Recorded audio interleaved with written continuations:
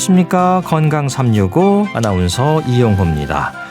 이 퇴행성 뇌질환은 치매와 함께 파킨슨병도 있습니다. 움직임에 장애가 발생하는 질환인데요.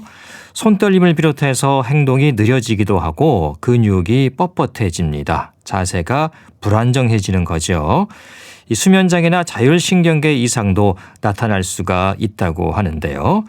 파킨슨병은 만성 진행성 퇴행성 질환인 만큼 다양한 치료를 통해서 증상을 조절하는데 이 경우에 따라서는 수술적 치료가 도움이 되기도 합니다. 파킨슨병의 증상과 치료법 잠시 후에 살펴보겠습니다. 그리고 이상 지질 혈증이 주는 합병증의 위험도 살펴보겠습니다. 건강 365 로이 오비슨의 In Dreams로 시작합니다.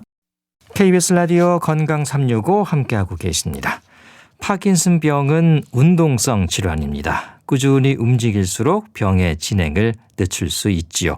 하지만 수술이 필요한 경우도 있는데요. 이 수술이 갖는 의미도 궁금합니다. 한양대학교 병원 신경외과 홍승우 교수에게 도움 말씀 듣겠습니다. 교수님 안녕하십니까? 네, 안녕하세요. 한양대 네. 홍수입니다. 네, 교수님 반갑습니다. 이 파킨슨병은 퇴행성 뇌질환으로 얘기되지 않습니까? 어떻습니까? 네, 맞습니다. 그 파킨슨병은 대표적인 퇴행성 뇌질환 중 가장 대표적인 질환 중에 하나입니다. 동시에 진행성 질환이기도 한데요. 쉽게 설명드리면은 퇴행성 뇌질환이라는 건 뇌세포가 점점 손상되거나 사라지면서 뇌 기능이 서서히 저하되는 질환을 말하는데, 이 파킨슨병은 알츠하이머 치매 다음으로 가장 흔한 퇴행성 질환 중에 하나입니다. 뇌가 나이를 먹으면서 약해지는데 이런 자연스러운 노화 과정과는 달리 병적인 속도로 특정 부위가 빨리 망가지는 겁니다. 이런 파킨슨병의 원인은 아직 완전하게 밝혀지진 않았는데요. 네. 핵심적으로 알파시누클레인이라고 하는 단백질이 비정상적으로 잘못 접히거나 뭉쳐가지고 덩어리를 만들고, 이런 덩어리들이 뇌세포를 손상시키면서 도파민 생성이 감소되는 게 가장 중요한 원인이라고 말씀드릴 수 있겠습니다. 예.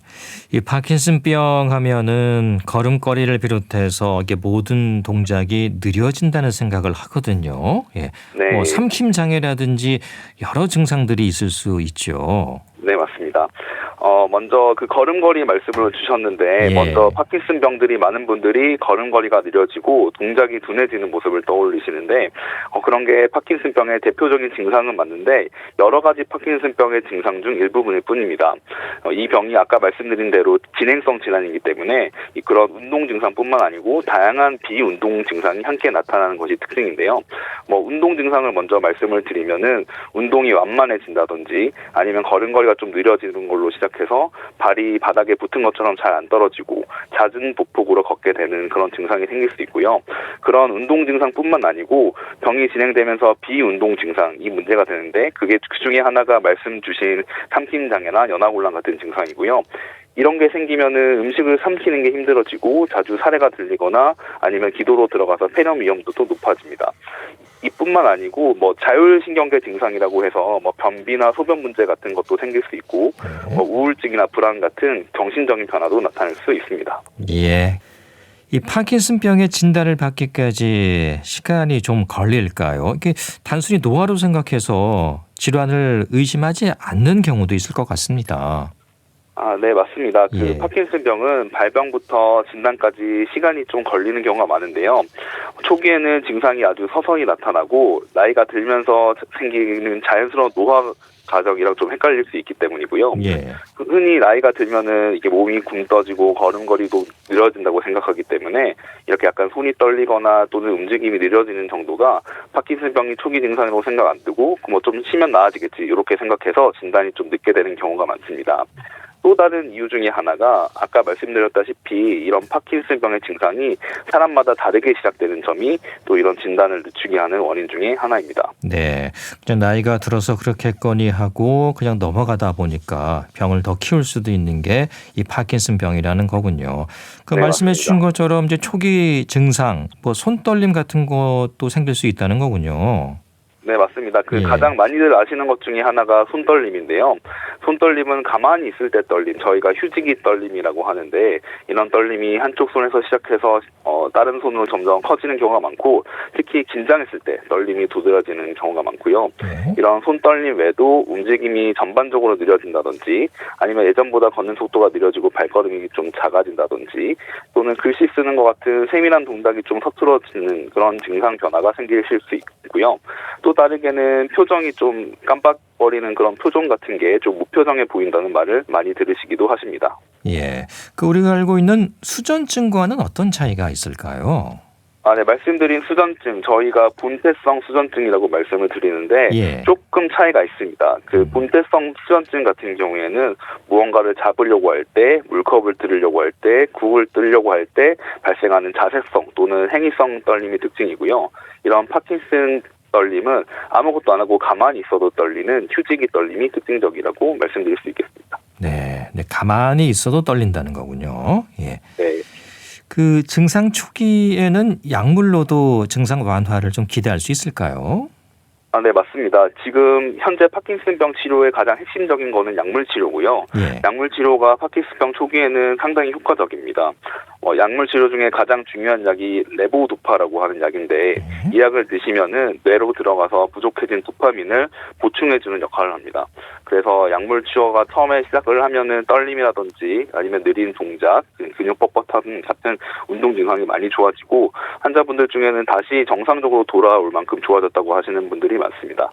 네. 이런 약물 치료는 초기에 하면 할수록 더 효과가 좋은 거죠. 네, 맞습니다. 수술 치료가 도움이 되는 경우도 있다고 들었습니다. 네, 맞습니다. 이런 약물 치료가 잘 조절이 되는 경우가 많지만, 약물로 조절이 잘 되지 않는 경우에 수술적 치료, 가장 대표적으로 내심부 자극술을 말씀드릴 수 있겠는데요. 예. 이런 내심부 자극술은 특정 부위에 대해 전극을 심어서 전기 자극을 주는 방식인데요. 이런 전기 자극으로 몸이 뻣뻣해지는다든지 움직임이 둔해지는 증상을 좀 좋아지게 만드는 방법입니다. 네, 뇌심부 자극술. 그러니까 이 뇌에 약간의 전기 자극을 주는 거군요. 예. 네. 그렇다면 약으로 증상이 잘 조절되지 않을 때 이렇게 생각할 수 있는 치료법으로 보면 될까요? 네, 정확한 말씀이십니다. 예. 수술적 치료라는 게 약물적으로 조절이 잘 안 될 때 고려하는 방법인데요. 특히 약효가 좀 오락가락하거나 아니면 약을 먹고 나서 몇 시간만 괜찮고 다시 증상이 나빠지는 이런 운동 기복이 있는 환자들이라든지, 아니면은 약을 먹었는데 너무 몸이 비틀거린다든지 아니면 춤추듯이 이상 운동증이라고 저희가 말씀을 드리는데, 이런 증상이 있는 환자분들이 수술적 치료로 도움을 많이 받으십니다. 예. 아무래도 이 파킨슨병 진단을 받고 치료를 이렇게 오랜 시간 이어갈수록 약효는 조금씩 떨어질 수가 있겠는데요. 네, 맞습니다. 안타깝지만 좀 시간이 지나면서 약효가 떨어지는 경우가 대부분입니다. 예. 처음에는 아까 말씀드린 레보도파 같은 약물을 들으시면은 잘 조절이 되는데, 이 약효가 점점 소진되는 현상이 생기고, 처음에는 한 대여섯 시간 정도까지는 괜찮았는데 점점 이런 시간이 3시간, 2시간 이렇게 짧아지고, 약효가 떨어지면은 몸이 뻣뻣해지고 힘들어지는 증상이 반복되기 때문에, 이런 증상이 반복되는 분들에게 수술적 치료가 많은 도움을 주고 있습니다. 예. 약물 치료가 오래일수록 약의 부작용이라든지 또 그런 부분에서도 위험이 생길 수 있습니까? 네, 맞습니다. 약효 저하뿐만 아니고 약이 몸에 많이 들어갔을 때 이상 운동증 같은 것도 생길 수 있고요. 네. 그다음 이게 기본적으로 도파민이기 때문에 도파민 작용제가 뇌 안에 들어갔을 때 이런 충동 조절 장애 같은 행동 변화들이 생길 수 있고, 이런 도파민뿐만 아니고 다른 항콜린성 약품 같은 경우에는 연세 드신 분들은 기억력 저하라든지 혼돈이나 환각 같은 인지 부작용이 심할 수 있기 때문에 저희가 되도록 피하고 있습니다. 예. 약에 이제 부작용이 있을 수도 있고 또 시간이 지나면 지날수록 약효가 좀 떨어질 수도 있는 거고요. 그때 이런 파킨슨병에서 나타날 수 있는 증상은 어떤 것들입니까? 기존의 증상이 더 심해지는 건지요? 네, 맞습니다. 방금 아까 말씀드린 약효 소진 현상, 그러니까 점점 약물의 반응이 점점 효과 있는 시간이 줄어드는 시간도 있고, 또는 약이 운동 기복이라고 해서 하루 종일 몸이 좋다가 나빠지다가 이런 게 계속 반복되는 증상도 있을 수 있고, 또는 그런 도파민이 많이 들어갔을 때 몸이 너무 과도하게 움직이는 이상 운동증 같은 증상이 생기기도 합니다. 예. 자, 이 약들이 좀 새롭게 개발되는 상황은 지금 어떻습니까? 좋은 약들이 앞으로 나올 수가 있을까요? 안타깝지만 저희가 이 도파민 효능제 같은 경우에 50년 전에 개발돼서 지금 꾸준히 쓰이고 있고 조금씩은 미세한 변화가 있긴 했지만 아직까지 50년 전에 개발된 약을 그대로 사용하는 실정이고요. 예. 아직까지 더 근본적인 파킨슨병에 대한 치료약이 개발되어 있지는 않은 상황입니다. 예, 뭐 획기적으로 이 치료를 할 수 있는 약은 아직까지는 나오지 않고 있는 거군요. 예. 네, 맞습니다. 이미 나와 있던 약도 꽤 오랜 기간 사용을 하고 있는 거고, 아무튼 앞으로 좀 더 좋은 약이 나오길 기대해 보겠습니다. 예. 네. 앞서 그 뇌신부 자극술 말씀해 주셨습니다. 수술적인 치료라고 하셨는데 가장 큰 장점은 뭡니까? 뇌신부 자극술 같은 경우에는 약물로 조절이 되지 않은 환자분 또는 약물 부작용이 너무 심할 때 하는 수술적 방법이고요. 네. 그럼으로써 환자분의 몸 상태를 좀 안정적으로 조절해 준다는 장점이 있겠습니다. 조금 더 쉽게 설명드리면 이게 파킨슨병으로 인해서 운동을 뇌 안에서 조절하는 그런 특정 부위가 조금 강항진돼 있는데 그 부분에 미세한 전극을 넣은 다음에 전기 자극을 줘가지고 그런 뇌 회로의 비정상적인 신호를 조절해주는 수술 이렇게 말씀드릴 수 있겠습니다. 예, 그 도파민 부족을 이렇게 해서 해결을 해줄 수 있다는 건가요? 네, 맞습니다. 그러나 조금 잘 말씀을 드려야 되는 게 이 수술 자체가 도파민 부족 자체를 해결해주는 거냐 그렇지는 아니고요. 않습니다. 네, 그런 건 아니고요. 제가 이런 비유를 환자분들께 쉽게 많이 설명을 드리는데 안과에서 시력이 좀 떨어진 환자분에게 저희가 맞춤 조절 안경을 끼워드리면은 환자분이 시력은 많이 좋아지시지만 그 자체가 눈이 좋아지는 건 아니지 않습니까? 네. 그거랑 마찬가지로 이 내신부 자극술이라는 거는 눈 자체의 시력을 좋아지는 게 아니고 되게 조절이 가능한 맞춤형 안경을 맞춰준다 이렇게 말씀드릴 수 있겠습니다. 그렇군요. 뇌신부 자극술 그 원리도 궁금합니다. 이 머리에 이제 자극을 주는 건데 어떤 원리를 통해서 이런 파킨슨병에 도움을 줄 수 있는 건가요? 네. 일단은 수술 과정까지 같이 좀 설명을 드리면, 예. 저희가 두개골에 구멍을 조그맣게 내가지고요. 저희가 보통 시상하액 또는 내측 담창구 같은 내 특정한 부위를, 목표로 해가지고 그 부위에 전기 자극을 심게 되고요. 그런 다음에 그 부위에 미세한 전기를 흘려보내면 과도하게 흥분된 내 신경회로 자체가 조금 조절되기 때문에 그 조절되는 현상으로 환자분의 운동 증상 자체가 좋아진다고 말씀드릴 수 있겠습니다. 예. 이게 좀 위험하지 않을까라는 걱정도 하게 됩니다. 파킨슨병 치료 중인 분들이 주로 이제 고령일 텐데, 드라마를 통해서도 제가 봤는데 이 머리에 구멍을 뚫는다는 게 굉장히 좀 위험한 시술 중에 하나잖아요. 걱정하시는 네, 분들 계실 텐데 어떻습니까? 네, 맞습니다. 많은 분들이 가장 걱정하시는 부분이 방금 말씀하신 부분이고, 또 파킨슨병 환자분들 중에는 고령층, 60대, 70대 환자분들이 많기 때문에 수술에 대한 불안감이 당연히 있을 수밖에 없는데요. 결론부터 말씀드리면은 내신부 자극술은 비교적 저희가 안전하게 시행할 수 있는 수술이고, 뇌조직을 많이 제거한다든지 그런 수술이 아니고, 저희가 기술이 많이 발전해서 아주 세부적으로 정밀하게 전기를 뇌 안에 심는 기술들이 많이 발전했기 때문에 고령 환자더라도 전신 상태가 특별하게 문제가 많지는 않으신다면은 안전하게 수술을 진행할 수 있습니다. 네, 안전하다는 말씀이시네요. 예. 네, 맞습니다. 이 수술을 그러면 한 번만 하면 되는 건가요? 아니면은 몇 차례 좀 더 할 수도 있는 건가요?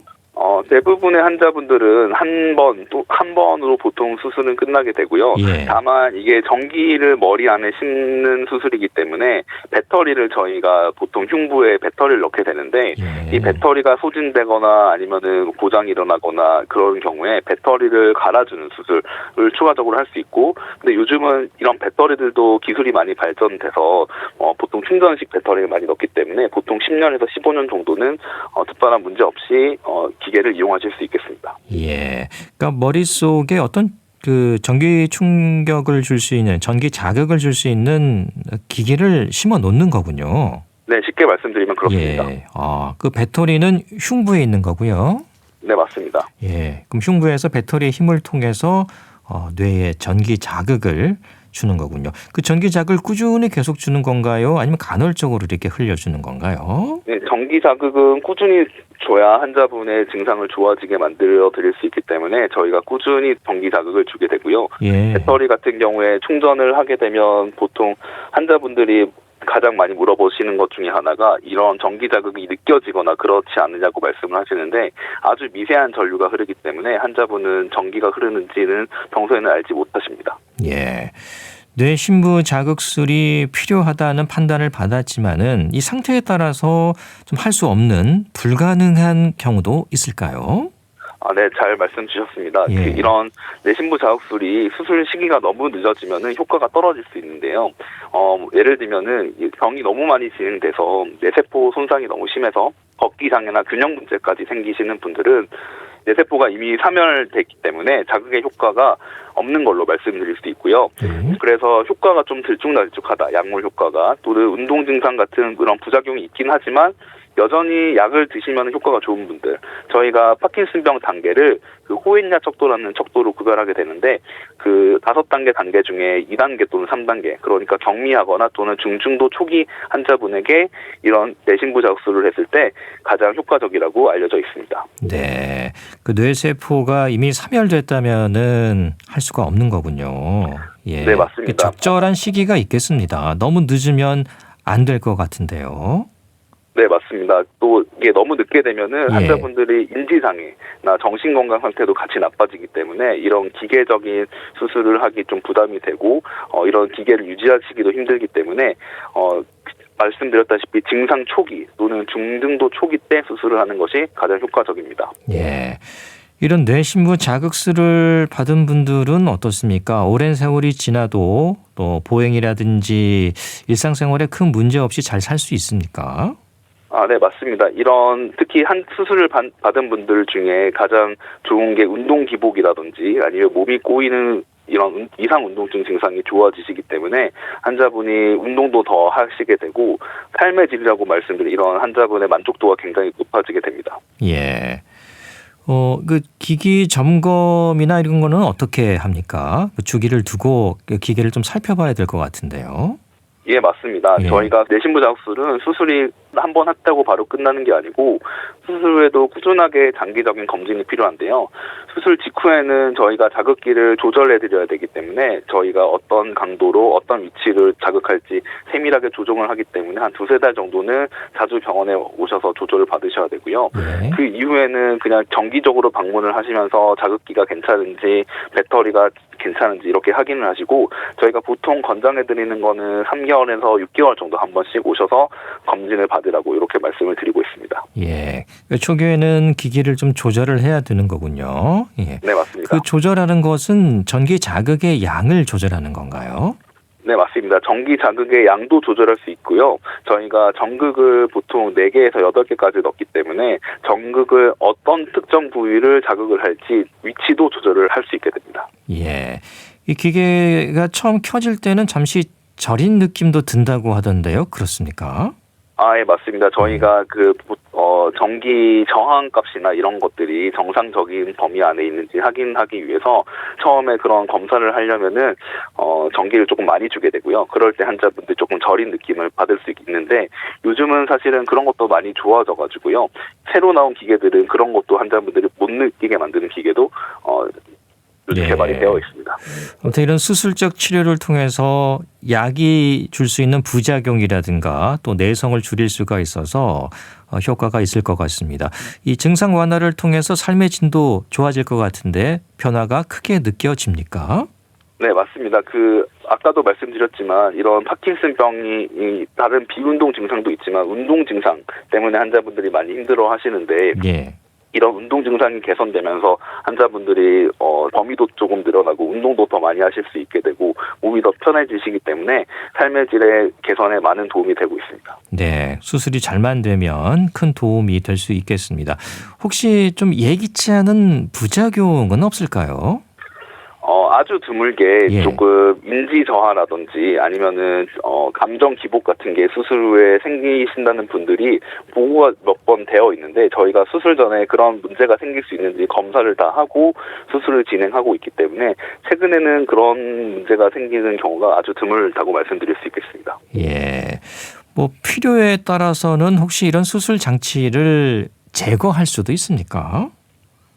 네, 필요하면 수술 장치를 제거할 수도 있는데요. 예. 저희가 아까 말씀드렸다시피 내심부 자극기가 뇌에 하나 있고, 그다음 여기 가슴 쪽에 배터리가 연결된 구조인데요. 저희가 수술 후에 이게 아무래도 기계이기 때문에 거기로 감염이 된다든지, 그런 경우에는 저희가 수술을 해서 제거를 할 수도 있는데요. 하지만 대부분의 환자분들은 그런 문제가 없는 한에 자극 강도를 저희가 잘 조절하면은 잘 유지하면서 잘 쓰시고 있기 때문에 제거하는 경우는 거의 드물다고 말씀드릴 수 있겠습니다. 그렇군요.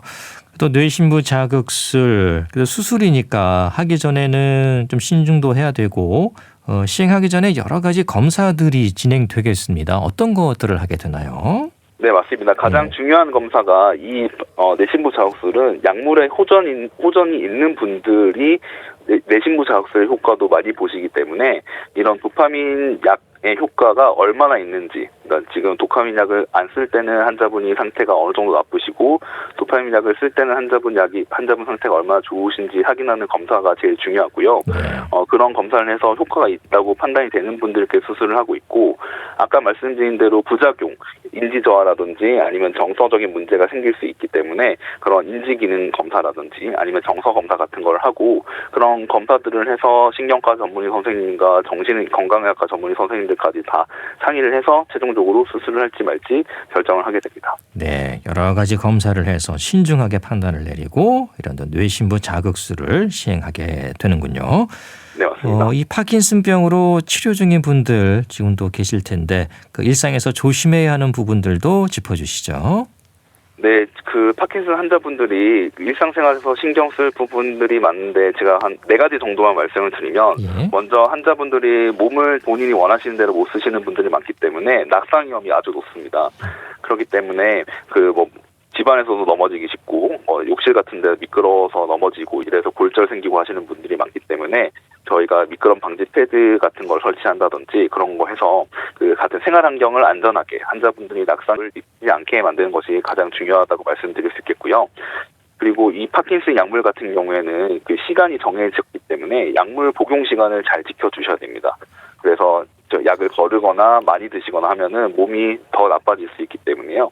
저희가 알람 같은 걸 맞춰가지고 복용 시간을 철저히 지키는 습관을 유지시켜 주시는 게 중요하고요. 세 번째로는 운동을 적당히 하셔야 되는데, 왜냐하면 파킨슨병 환자분들은 몸이 안 좋으니까 자꾸 운동을 안 하시게 되고 그래서 근육이 빠지고 더 몸을 불편하게 하시는 악순환에 빠지실 수 있기 때문에 가벼운 운동이나 아니면 걷기 같은 운동을 잘 해주셔서 근력을 유지시켜 주시고 그렇게 해야 변비 같은 것도 좀 낫기 때문에 운동을 잘 해주셔야 된다. 이것도 중요한 말씀이고요. 마지막으로 말씀드리는 거는 우울감 또는 불안 같은 정신건강 또 파킨슨병은 많은 영향을 미치기 때문에 그런 부분까지 좀 주의하면서 환자를 좀 봐주셔야 좋겠습니다. 네, 파킨슨병과 뇌신부 자극술에 대한 도움 말씀 들었습니다. 고맙습니다. 네, 감사합니다. 한양대학교 병원 신경외과 홍승우 교수였습니다. KBS 라디오 건강 365 함께하고 계십니다. 김광석의 사랑했지만 듣고 계속 이어가겠습니다.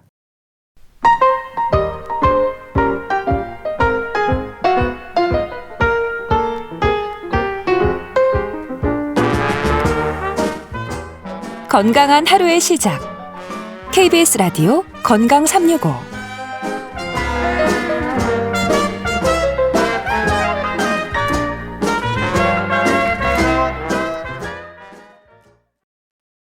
KBS 라디오 건강 365 함께하고 계십니다.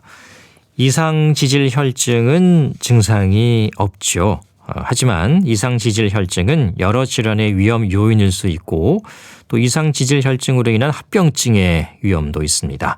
이 증상이 없어서 방치하기 쉬운 이상지질혈증, 국립정신건강센터 건강증진과 백현욱 교수에게 도움 말씀 듣겠습니다. 교수님 안녕하십니까? 네, 안녕하십니까? 네. 고지혈증과 이상지질혈증은 같은 것 같으면서도 좀 다른 듯한데 어떻습니까? 같은 의미로 봐도 될까요? 우리 혈액 속에 지질, 즉 기름이 많다는 의미의 고지혈증이란 말을 이미 많이 써왔지 않습니까? 네. 그러니까 혈액 내에 이 기름기가 수치가 높으면 좋지 않다. 즉 병을 유발한다는 의미를 사실은 포함하고 있는 거죠. 콜레스테롤이나 중성지방도 지질 중에 하나인데요. 각각 높으면은 고콜레스테롤 혈증 혹은 고중성지방 혈증, 고지혈증이라고 우리가 얘기를 하거든요. 네. 근데 그것 말고도 일부 콜레스테롤 성분은 소위 좋은 콜레스테롤이라고 불리면서 혈액 내에 많을수록 건강에 좋다는 것이 알려져 있지 않습니까? 그렇죠. 따라서 치료나 관리가 필요한 혈액 지질 상황이 일부는 높아서 문제가 되지만 일부는 낮아도 문제가 되니까 복합적으로 건강에 안 좋은 부분을 한꺼번에 표현하고자 이상 지질 혈증이라는 용어를 결국은 쓰게 됐습니다. 좀 더 의학적으로 적합하다고 볼 수가 있겠죠. 그렇군요. 약간 비슷한 것 같긴 합니다만은 이상 지질 혈증이 좀 더 의학적으로는 적합한 단어가 되겠네요. 예. 그렇습니다. 그렇다면 이상 지질 혈증 구체적으로 지금 어떤 상태를 말하는 건가요?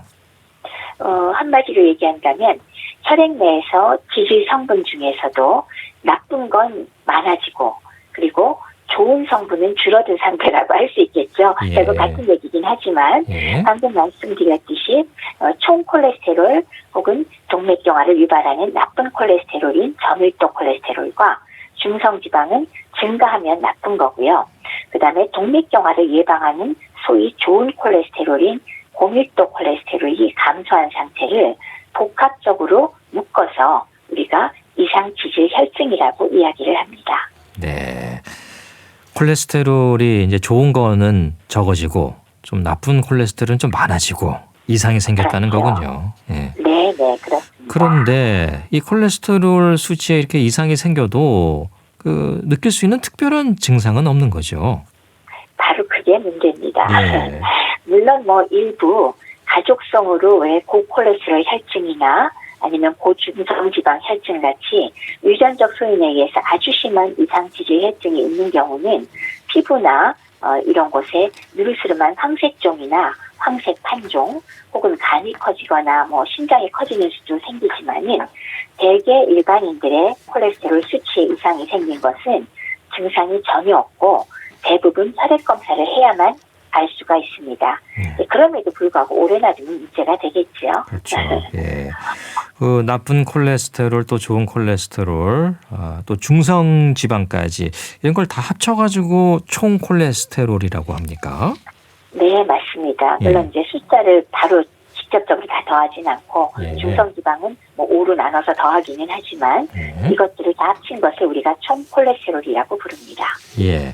그럼 이제 문제가 되는 것은 나쁜 콜레스테롤과 또 중성지방이고요. 총 콜레스테롤은 좀 높은 상태라면은 좋은 콜레스테롤이 낮아지는 거를 이제 일컬을 때 문제가 된다는 거죠. 그렇죠. 예. 계속 좋은 거는 낮아지는 게 문제고 나쁜 거는 올라가는 게 문제를 우리가 이상지질 혈증이라고 부르는 거죠. 예. 이상지질 혈증으로 인한 위험은 아무래도 혈관 건강이겠죠? 맞습니다. 이상지질 혈증이 증상도 없는데 내버려 두면 어떠냐 당연히 궁금하잖아요. 근데 이것 역시도 오랫동안 지속이 되면 지질 성분이 혈관벽에 쌓이고 그리고 염증을 유발하게 되니까 그 결과로 동맥경화증이 유발되면서 소위 말해서 죽상경화증이란 말을 하지 않습니까? 예. 그렇게 되면 결국 혈관벽에 전체적으로 문제가 되니까 결국 혈관 건강이 가장 중요한 문제를 일으키는 소인이 됩니다. 예. 심혈관 질환의 3대 요인 하면 흡연 또 고혈압 그리고 꼽히는 게 이 이상지질 혈증이죠. 맞습니다. 예. 중요한 위험 요인이 되죠.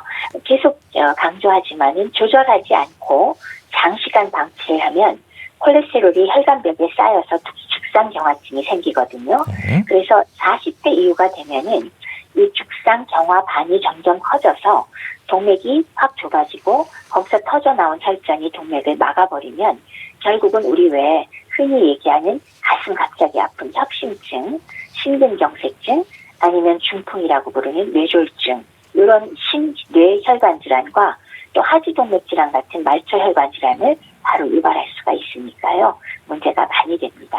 예. 이 혈관에 콜레스테롤과 같은 기름 성분이 끼는 게 그럼 왜 그렇게 위험한 건가?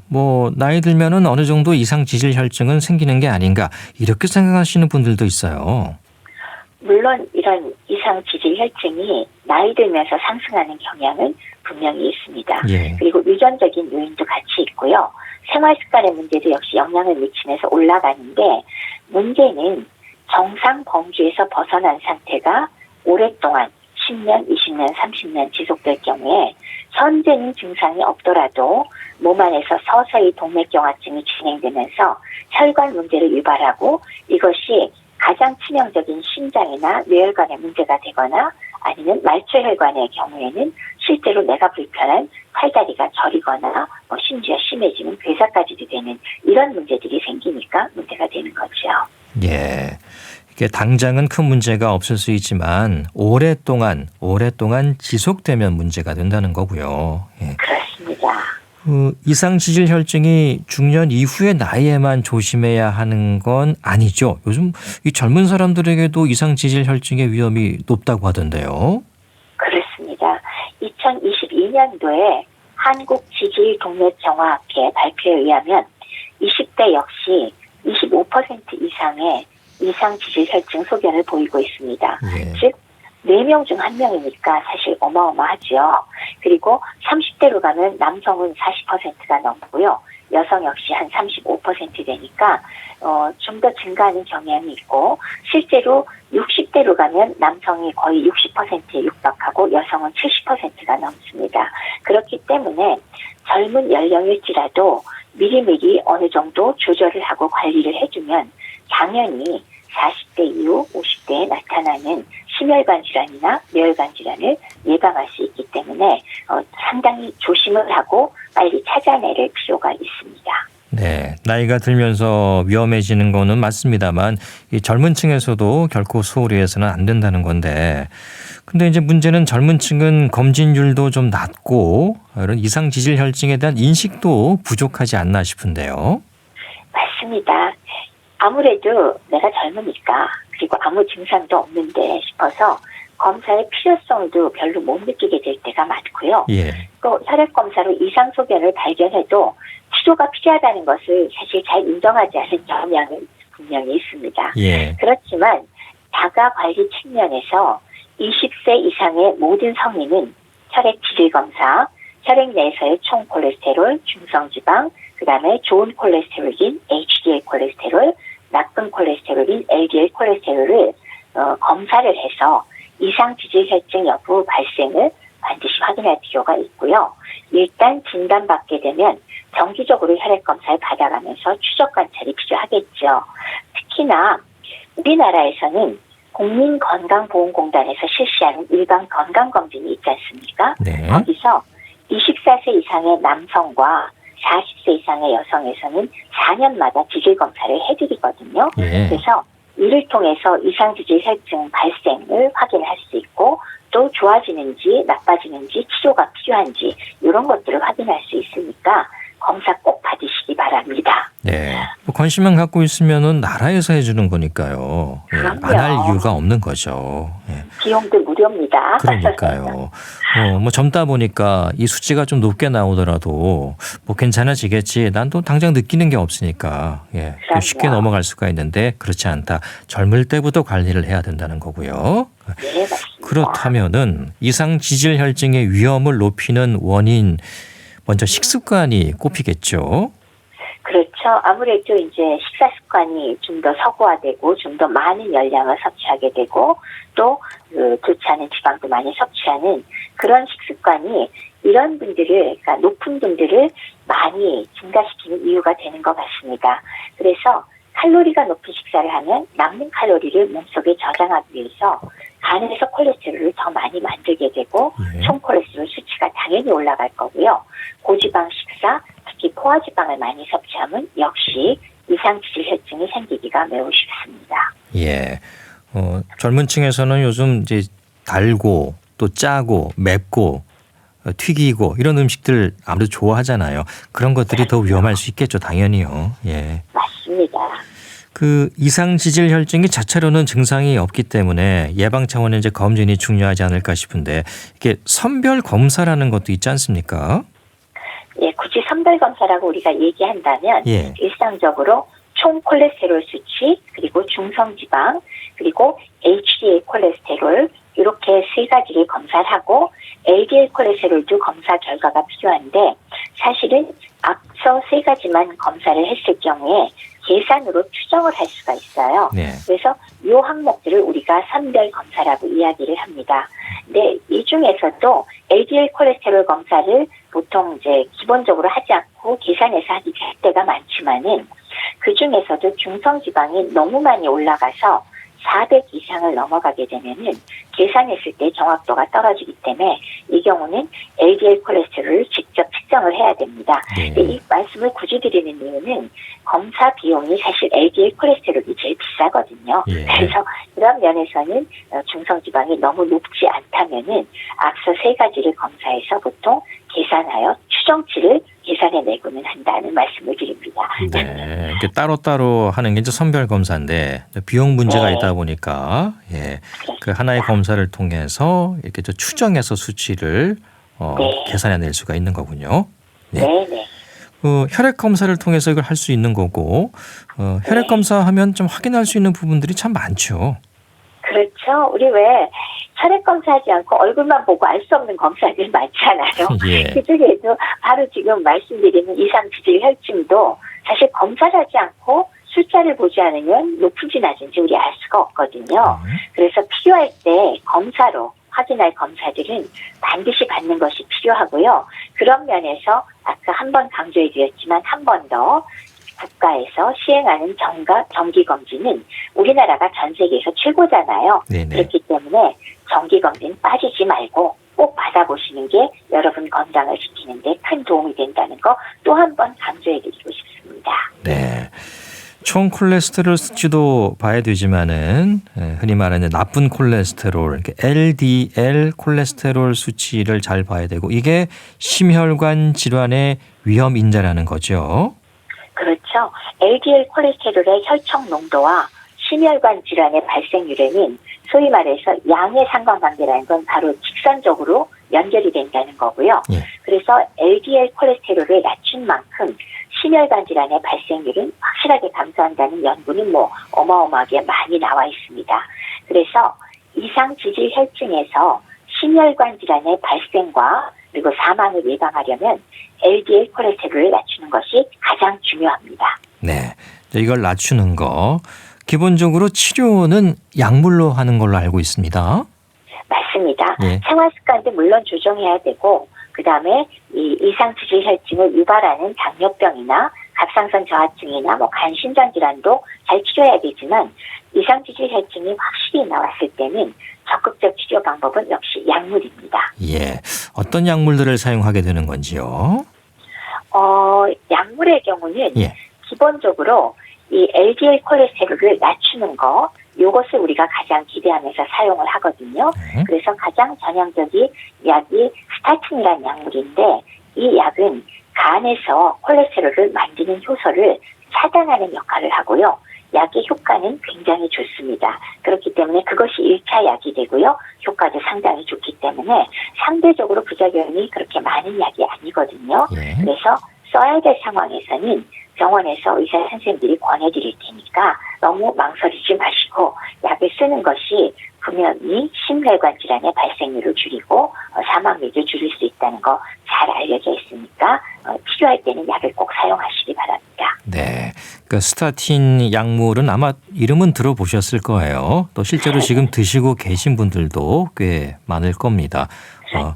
걱정하지 말고 드시라고는 합니다마는 또 약을 먹는다는 생각하면 좀 고민하게 되잖아요. 부담되죠. 그렇죠. 그래서 이거 항상 하는 질문입니다만 약을 얼마나 먹어야 되느냐거든요. 예. 이 이상지질 혈증도 그렇고 당뇨병도 그렇고 고혈압도 그렇고 어떤 면에서는 유지하기 위해서는 장시간 어쩌면 평생 갈 수도 있습니다. 예. 네, 그렇지만 제가 다시 한번 강조드리는 것은 자기가 가지고 있는 위험 인자들 즉 비만이 아주 심한 분이 체중을 10kg, 20kg 빼셨다.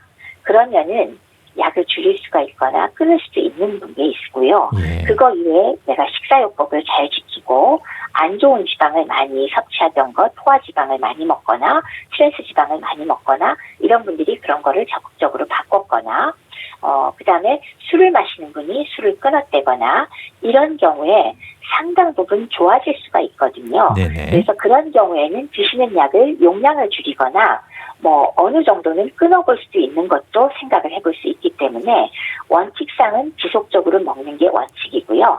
네. 내가 좋은 생활 습관을 가졌을 때 줄이거나 일시적으로라도 끊을 수 있다는 걸 염두에 두시고 생활 습관 관리도 잘 하시기를 바랍니다. 네. 원칙적으로는 꽤 오랜 기간 또 나아가서는 그렇죠. 평생을 드셔야 할 수도 있지만 잘 네. 관리하시면은 중간에 끊을 수도 있다는 거군요. 네, 그렇습니다. 예. 또 걱정하시는 분들은 이 약에 혹시 부작용이 있지 않을까라는 생각도 하시거든요. 예.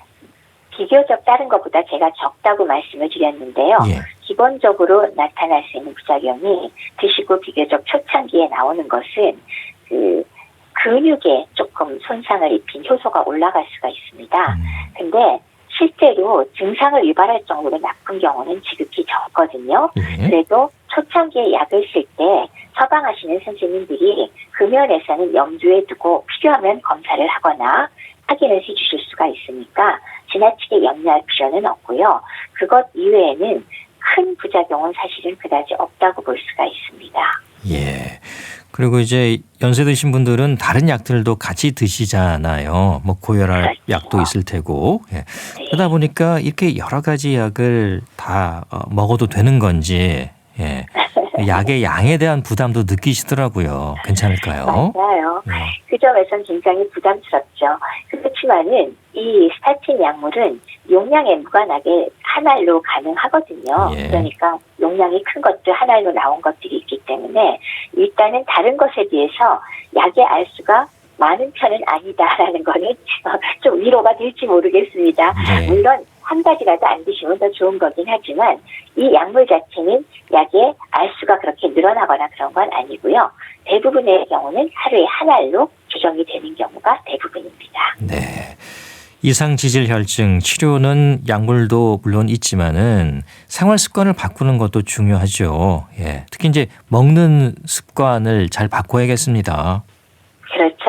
그래서 식사요법을 한번 좀 정리를 해본다면 예. 우선 첫 번째는 너무 과다한 열량을 갖지 않도록 하여서 체중 증가가 되지 않도록 하는 거 굉장히 중요하죠.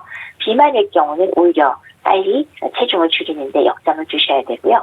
두 번째는 지방을 너무나 많이 드시는 것도 물론 문제가 되지만 그중에서도 포화지방량이 높은 게 문제가 됩니다. 그래서 포화지방량이 너무 많지 않도록 전체 열량의 7%나 수정하는데 그건 좀 힘들지만 어쨌건 지나치게 육류의 지방이나 가금류의 껍질이나 버터 같은 걸 너무 많이 드시지 말아라 라는 말씀을 드리고요.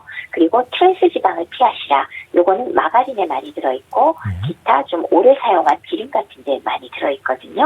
그래서 이런 건 좀 피하시는 게 좋겠고 탄수화물을 정제된 걸로 너무 많이 먹어도 역시나 비만을 유발하고 지방을 올릴 수가 있으니까 정제된 탄수화물을 줄이면서 통곡류나 채소류 충분히 드셔서 식이섬유를 섭취하고 술 금주하셔야 되고요. 네. 그리고 식사 패턴은 방금 말씀드린 내용을 염두에 두셔서 저탄수화물 식사에 너무 또 역점을 주는 것도 문제가 돼서 적절한 양의 탄수화물도 드시는 게 도움이 됩니다. 네. 물론 꾸준히 운동 잘 하시는 것도 빼놓을 수가 없겠지요. 예. 당연하죠. 제가 예. 식사 습관만 말씀을 드렸습니다. 알겠습니다. 자, 오늘 고지혈증 또 이상지질혈증에 대한 도움 말씀 들었습니다. 고맙습니다. 네, 감사합니다. 국립정신건강센터 건강증진과 백현욱 교수였습니다. KBS 라디오 건강 365 김정민의 애인 들으면서 모두 마치겠습니다. 아나운서 이영호였습니다. 고맙습니다.